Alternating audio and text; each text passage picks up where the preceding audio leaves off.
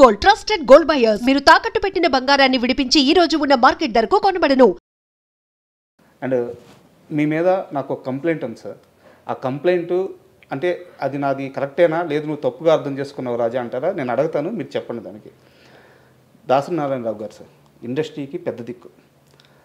ఆయన పరిష్కరించినన్ని సమస్యలు కానీ, ఆయన ఆదరించినటువంటి మనుషులు కానీ, సో అంటే పరిశ్రమలు ఎవరికి ఏ కష్టం వచ్చినా దాసరి గారు ఉన్నారు, ఆయన కాంపౌండ్లోకి అడుగు పెడితే ఆ సమస్య పరిష్కారం అవుద్ది అని చెప్పి ఒక నమ్మకం ఉండేది.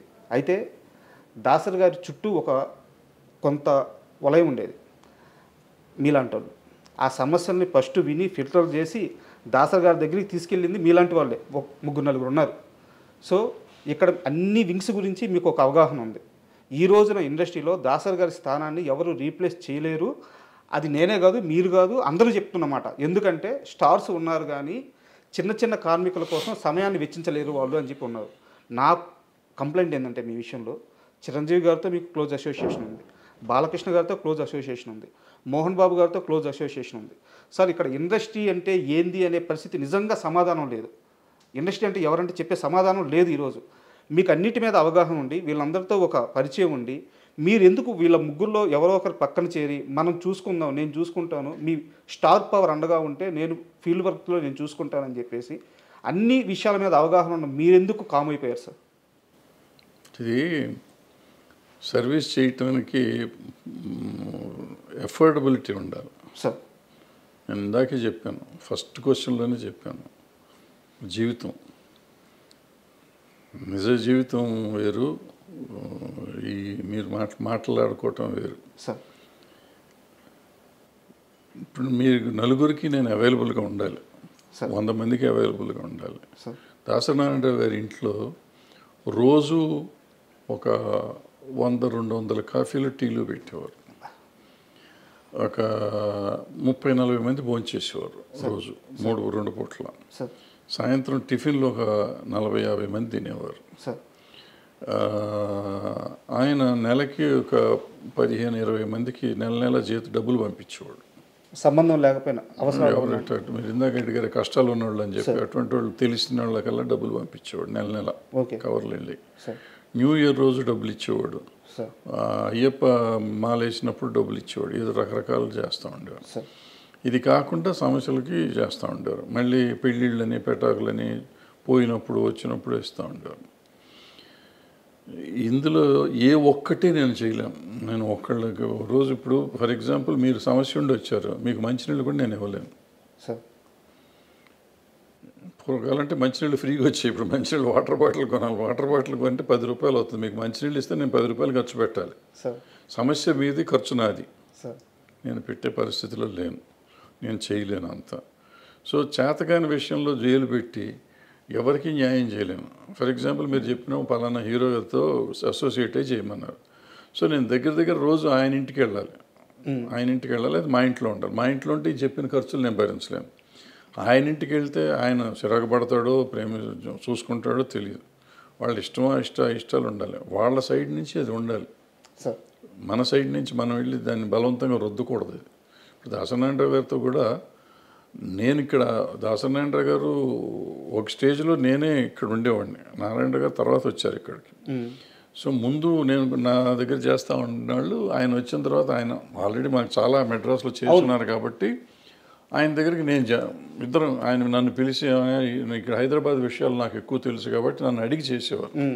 సో అందుకని మీరు అన్నట్టు అందరూ నా దగ్గరికి ముందు నుంచే వచ్చేవారు కాబట్టి మళ్ళీ వస్తూ ఉండేవారు. అన్న సార్కి చెప్పండి అని ఎవరు, నేను చేయగలిగిన నేనే చేసేవాడిని, ఆయన దగ్గర తీసుకెళ్ళేవాడిని కాదు. లేదంటే ఆయనతో అవసరమైతే ఆయనతో చెప్పించేవాడిని.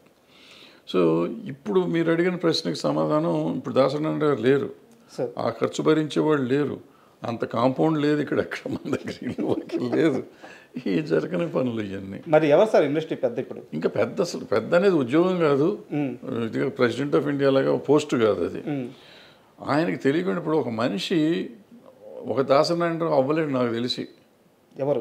ఒక దాసరి నారాయణరావు కానీ ఒక ఎన్టీ రామారావు కానీ అసలు ఈ ప్రపంచంలో భూప్రపంచంలో ఇంకోళ్ళు అవరు, ఇంపాసిబుల్ అది. ఎన్టీ రామారావు అన్న కొంతమంది అవ్వగలరేమో కానీ దాసరి నారాయణరావు ఇట్స్ ఇంపాసిబుల్ ఇక అవటం. అది మనిషి మానవ మాత్రుడి వల్ల కాదు. అది ఒక మనిషి అన్ని పనులు చేయలేడు.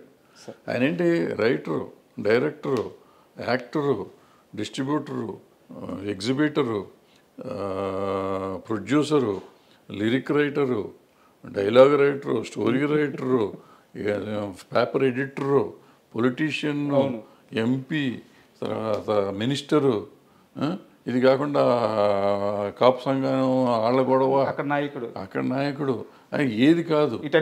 ఈ సినిమా ఇండస్ట్రీలో పంచాయతీలు అసలు ఒక రోజునని 6 షూటింగ్లు 7 షూటింగ్లు జరిగిన రోజులు ఉన్నాయి. ఈ రోజుల్లో కూడా పంచాయతీ చేసేవాడు. మనిషికి ఎట్ట కుదురుతుంది? 6 సినిమాలకి డైలాగులు రాలి. ఒక సంవత్సరంలో ఆయన 12 సినిమాలు 14 సినిమాలు రిలీజ్ అయినాయి. ఓ మనిషి 14 సినిమాలు ఎట్ట రిలీజ్ చేయగలడు సంవత్సరంలో? షూటింగ్ ఎన్ని చేయాలి? నెలకు ఒక సినిమా తీసేయగలడా ఎవడన్నా?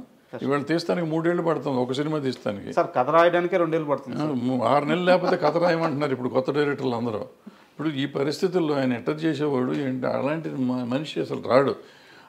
ఇవన్నీ ఉండగా పంచాయతీలు చేయటం, ఇప్పుడు నేను చెప్పిన యాక్టివిటీస్ కాకుండా పంచాయతీలు చేయటం, వీళ్ళందరి కథల కష్టాలు వినాలి కదా. వచ్చినోడు ప్రతివాడు కష్టం వినాలి. షూటింగ్ చేస్తాడా? ఇప్పుడు ఆయన పక్కన 4 ఫ్లోర్లో షూటింగ్ జరుగుతుంది. 4 ఫ్లోర్లో షూటింగ్ సంగతి చూడాలా, లేకపోతే నా బోటి వాళ్ళకి డైలాగులు రాసి పెట్టేవాడు అది చూడాలా, లేకపోతే ఈ వచ్చిన పంచాయతీ చూడాలా, లేకపోతే ఈ కాపు సంఘం మీటింగ్ చూడాలా, ఏది చూడాలి? అందరూ అక్కడ బయట వెయిటింగ్లో ఉండేవారు.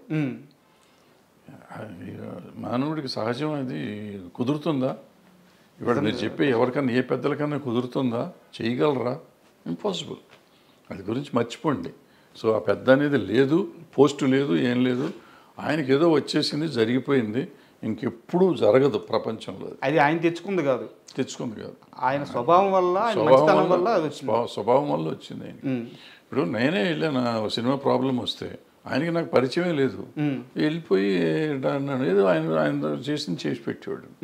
సో అట్లా ఎవరు మళ్ళీ వస్తారని అనుకోవటం దురాశ, జరగదు.